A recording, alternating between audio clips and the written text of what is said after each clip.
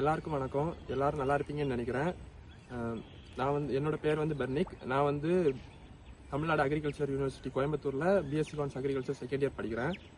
நான் வந்து first 1 to 4 வந்து saint Joseph matric higher secondary school முளகுமுட்லையும், 5th வந்து கவர்மெண்ட் பிரைமரி ஸ்கூல் காட்டாத்துறையிலையும், 6th to 12th வந்து நம்ம கவர்மெண்ட் ஹையர் செகண்டரி ஸ்கூல் காட்டாத்துறையிலையும் படித்தேன்.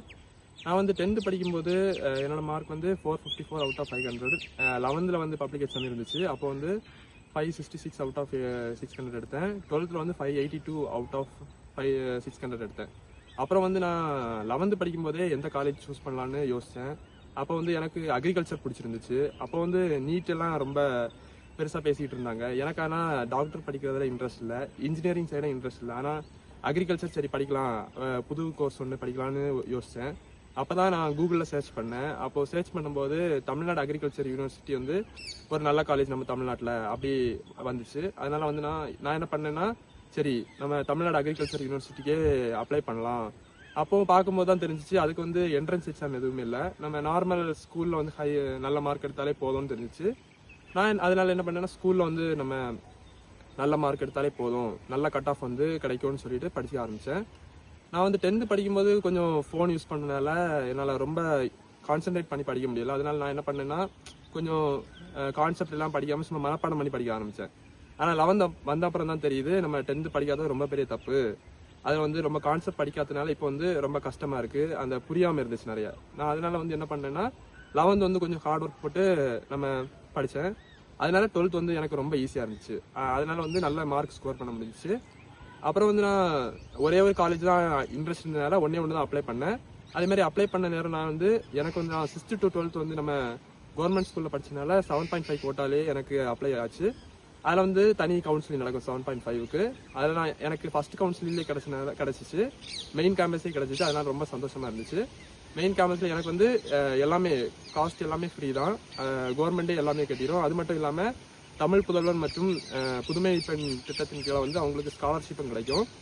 அதில் வந்து நான் சேர்ந்தேன். இப்போ நான் வந்து செகண்ட் இயர் படிச்சுக்கிட்டு இருக்கேன். இங்கே காலேஜ் கேம்பஸும் ரொம்ப நல்லா இருக்கு. அது மட்டும் இல்லை, இந்த நான் வந்து இது வர வந்து ஃபர்ஸ்ட் வந்து நமக்கு எல்லாருமே தெரியும், நம்ம வந்து 3 இதை வந்து எப்பவுமே நம்ம ஞாபகம் வச்சுக்கணும். கடமை, கண்ணியம், கட்டுப்பாடு. இந்த 3 இருந்தால் தான் நம்ம வந்து வாழ்க்கையில் முன்னேற முடியும். கடமைனா ஃபர்ஸ்ட் வீட்டிலேருந்தே ஸ்டார்ட் ஆகும். நம்ம வீட்டில் வந்து என்ன செய்கிறோம், எப்படி இருக்கிறோம், அதுலேருந்தே வரும். ஸ்கூலில் வந்து நம்ம டீச்சர்ஸுக்கு எப்படி மரியாதை கொடுக்குறோம், அப்புறம் வந்து வீட்டில் பெற்றோருக்கு எப்படி மரியாதை கொடுக்குறோம், எல்லாமே வரும். நம்ம ஒழுக்கம் வந்து எல்லாத்துலேயும் ரொம்ப முக்கியம். அதேமாதிரி நம்ம அன்னன்னைக்குள்ள பாடத்தை வந்து அன்னன்னைக்கே படித்து முடிக்கிறது ரொம்ப நல்லது. அது மட்டும் இல்லாமல் ஹோம்ஒர்க் தந்தாங்கன்னா அன்றைக்கே அதை முடிச்சிடணும். அப்புறம் வந்து செகண்ட் உள்ள வந்து கண்ணியம். எல்லா விஷயத்துலையும் இப்போ ஒரு ஸ்டடி 8 o'clockனா நம்ம 7:55 வாரது வந்து ஒரு நல்ல பழக்கமாக இருக்கும். அது மாதிரி கட்டுப்பாடு.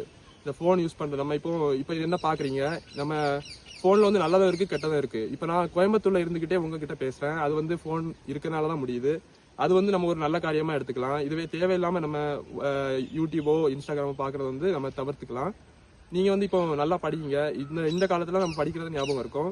அது மாதிரி படிக்கும்போது மேத்ஸு, கெமிஸ்ட்ரி, அப்புறம் ஃபிசிக்ஸ் எல்லாம் படிக்கும்போது எழுதி பாருங்கள். சும்மா அது ஒரு நம்ம ஜாலியாக பண்ணுற மாதிரி எழுதி படிங்க. அதுவே காமர்ஸ், அக்கௌண்டன்சி எல்லாம் படிக்கும்போது கான்செப்ட் எல்லாம் நல்லா புரிஞ்சுக்கோங்க. பாட்னி, சுவாலஜி எல்லாம் கான்செப்ட் புரிஞ்சுக்கிற மட்டும் போதும். அதை வச்சு நீங்கள் எழுதிடலாம். நம்ம வந்து இதுவே நமக்கு போதுமானதாக இருக்கும். அதுமாரி ஸ்கூலில் வந்து டீச்சர்ஸுக்கு நல்லா கீழ்ப்படுத்தி நடங்க. அதுமாரி ஒரு தப்பு செய்கிறோன்னா அதை வந்து நம்ம யாருமே பார்க்கல அப்படின்னு நினச்சி செய்யக்கூடாது. எல்லாத்தையுமே பார்க்குற கடவுள்னு ஒருத்தர் இருக்காரு, அவருக்கு நம்ம பயந்து இருந்தால் போதும். வேற யாருக்குமே நம்ம பயப்பட வேண்டாம். கடவுள் நம்ம கூட இருந்தால் எல்லாமே நடக்கும். நல்லா படிங்க. Wish to all the best. Thank you.